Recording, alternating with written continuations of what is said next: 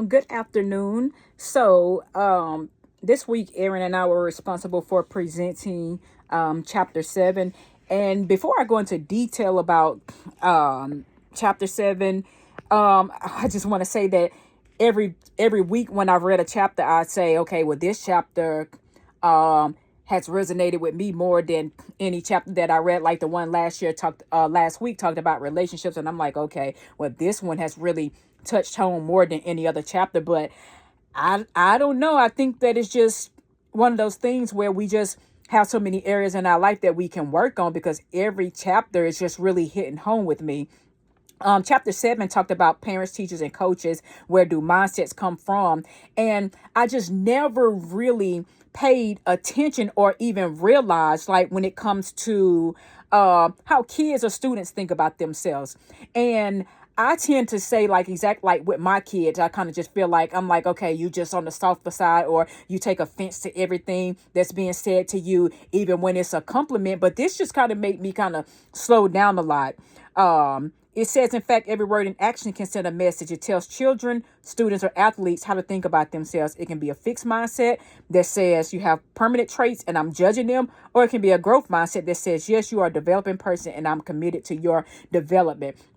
So since I started reading this chapter, something that I've started trying to do is being mindful in what I say to my kids. So I was working with on a skill with my kid the other day, and instead of saying, I caught myself because I wanted to say, oh, you did such a good job because you're so smart. But then it's almost like, from reading this chapter, it kind of made me think on, well, if you didn't get that right, then you're not smart. So it's making me be very mindful. And then it's something that I want to incorporate in the classroom, even as a teacher, being mindful of how I praise kids, because what I may be considering to be praise can actually be setting them up for failure if something just doesn't go as planned, or if they don't get something right.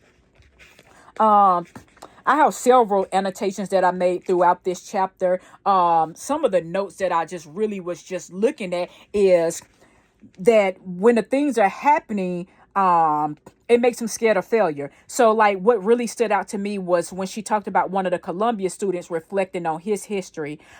He had often been praised for his intelligence. So it was almost like anything that he felt like was going to challenge him, he was afraid to do it because he was in fear of failure. And then when you are in fear, you fear failure, so you don't want to try anything new or anything that comes off to be harder. Then you're kind of scared to do it because you're afraid of that failure, which puts you in that fixed mindset frame. um some things that I kind of question, like, what do y'all think? What are some different ways, like, especially for those of us in the classroom, those of us in administrative positions, what are some ways that we can praise kids in a way that doesn't necessarily point more to them having point more so into a growth mindset? What are different ways that I'd like some suggestions of different ways that I can even ask questions that promotes more of a growth mindset versus that of a fixed mindset? Because if when I really just think of the way that I ask questions, it really would just kind of make a kid say, because of the way that I praise them, well, if I don't get this right, then Miss Burton's not going to be proud of me, or she's not going to talk about how smart I am. So that's most definitely that I want to something I want to change. But what really resonated the most with me with this chapter was messages about failure.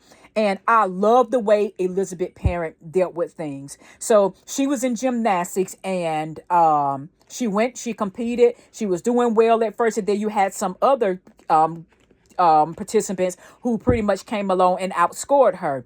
And instead of her father saying, oh, well, you should have won, you did excellent, no, he took that as an opportunity for his child to grow and say, okay, well, to me, I always tell my kids, if you want to be the best, you're going to have to beat the best. So to beat the best, you have to consistently stay on your A game. That means whatever you're trying to be the best in, you have to continuously put in that work. You have to put in that effort. So what I took from how that father did is he gave her that ump. It's almost like, okay, well, dad's not sitting here saying, oh, yeah, you should have won. Oh, you really outscored those kids. He pretty much saying, okay, this is areas that I can grow in. It's not that I did bad, but I can grow in this area, because if I want to win and bring home those first place trophies or get my medallions and things of that nature, then there's more work that I'm going to have to put in. So I really think that was a great example of having that growth mindset versus that fixed mindset.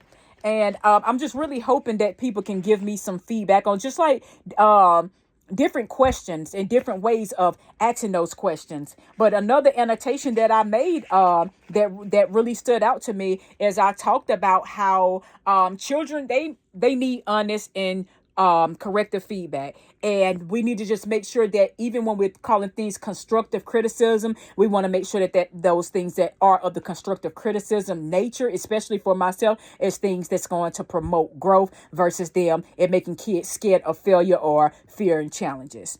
All right. Well, I look forward to any suggestions that y'all have. Talk to you later.